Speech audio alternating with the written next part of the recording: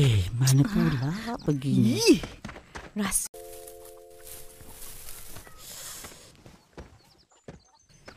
mana pula pergi?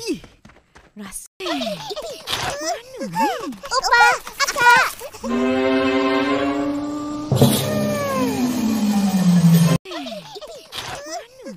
Opa, akak.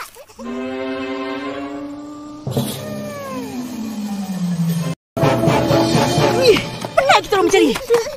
Kenapa? Cari apa? Tu, tuduh saja atas kepala kau tu.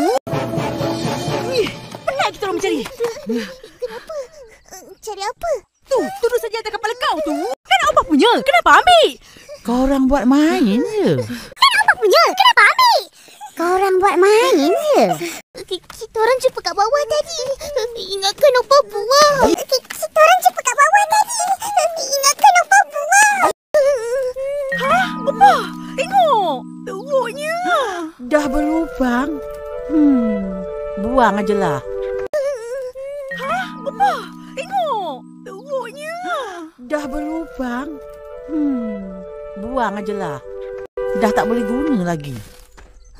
Minta maaf, Opa.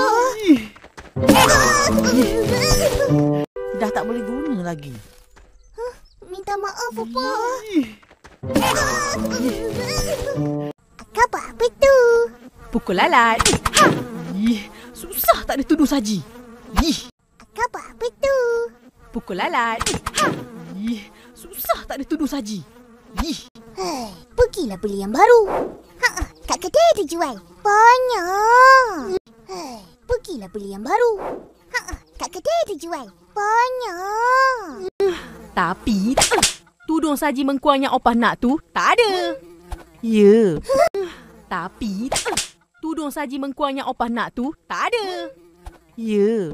Opah nak tudung saji mengkuang. Faham? Dah, pergi makan cepat.